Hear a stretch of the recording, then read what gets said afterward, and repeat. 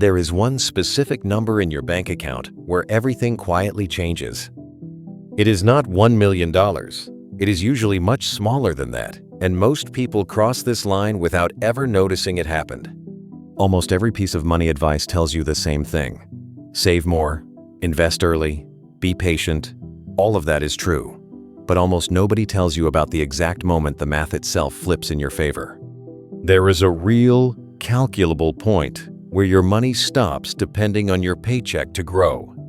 After that point, the biggest driver of your wealth is no longer what you put in every month. It is what is already sitting there, working on its own, and by the end of this video, you will know exactly how to find that number for yourself. Here is the part school never really explains. Compound interest does not care how much you personally added last month. It only cares about the total balance sitting in the account right now. Every year, that entire balance grows by roughly the same percentage. So a small pile of money grows a small amount. A bigger pile grows a bigger amount, even if you never add another dollar to it. That single fact is the reason two people who invest the exact same amount every month can end up in two completely different financial positions years later. And it is also the reason there is a hidden crossover point almost nobody talks about, one that has nothing to do with luck and everything to do with math.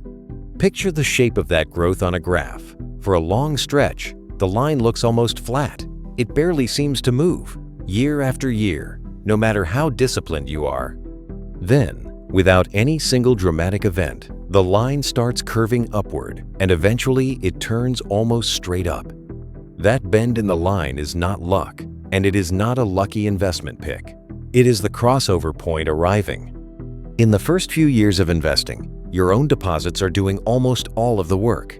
Say you put in $500 a month. In year one, your account might earn only a few $100s in growth. Compare that to the $6,000 you personally deposited that same year. Your effort is still the main engine here, not your money. It feels slow, and honestly, it is slow. This is the part where most people give up, right before anything interesting happens. But here is what almost nobody notices happening quietly in the background. Every single year, that growth number gets a little bit bigger, while your deposit stays roughly the same size. At some point, the growth your money makes on its own becomes larger than the amount you are physically putting in. That is the crossover point. It is the exact moment your money starts working harder than you do. Let's make this real, with actual numbers, instead of just talking about it in the abstract. Say you invest $500 every month, and your portfolio grows at an average rate of 8% a year, which is close to the long-term historical average of the broader stock market. This is a simplified example built on historical averages, not a guarantee of future returns, and real markets move up and down far more than this clean number suggests. In the first year, you deposit $6,000, and your growth is only a few $100s. Your money is barely helping yet. In year 3, your balance has grown to somewhere around $20,000, and the growth that year is close to $1,300. Still, your own deposits are doing most of the heavy lifting. Now run that forward. By around year 9, your account holds close to $75,000. At that balance, an 8% return generates about $6,000 in growth in a single year. That is the same amount as everything you are personally depositing that year. From that point forward, your money is contributing as much as you are, without you lifting a finger. If that number surprised you, hit like right now, because it gets more interesting from here. Let's look at two people to see why this matters so much. Sarah starts investing $500 a month at 25 years old. Her friend Mike starts the exact same amount at 35. 10 years apart, nothing else different. By the time Sarah turns 65, she has crossed her own crossover point decades earlier than Mike did, which means decades more of her money working on its own instead of depending on her paycheck. Mike still catches up eventually, but he needs to work, save, and wait through a much longer stretch before his account starts carrying its own weight. Run the same 8% example all the way to age 65, and the gap becomes hard to ignore. Sarah, who started 10 years earlier, ends up with somewhere around $1.7 million. Mike, investing the exact same amount every month with the exact same return, ends up with somewhere around $740,000. He did not invest less per month. He did not make worse choices. He simply crossed his own crossover point 10 years later, and those 10 extra years of compounding are the entire difference between the two outcomes.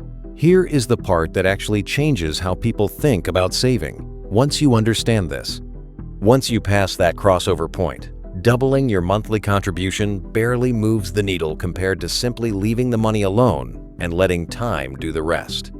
Time is doing more of the work than effort is at this stage. That is not intuitive, and it is exactly why most people miss it completely, even people who consider themselves careful with money. Here is the detail that tends to catch people off guard. After the crossover point, you could stop adding money completely, and your account would still add more value every single year than it did the year before. The account does not know or care that you stopped. It just keeps compounding on whatever is already sitting there. Most people who reach this point do not throw a party. They do not get a notification. They just keep working the same job, keep depositing the same amount, completely unaware that the biggest lever in their financial life has already quietly shifted in their favor. There is one more thing worth knowing here.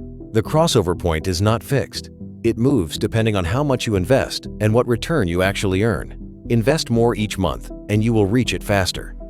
Earn a lower average return, and it takes longer to arrive. This is not a magic number that applies to everyone equally.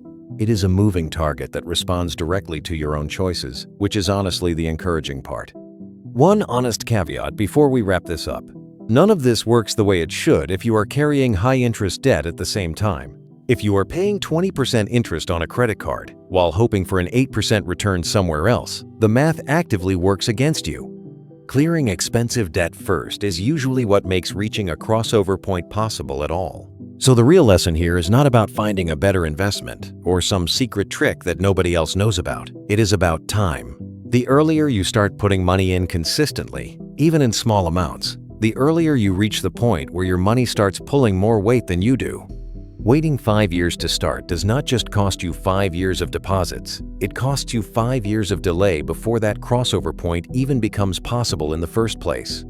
So here is a real question for you. If you found out today that you were 3 years away from that crossover point, would that change how you save? Tell me in the comments.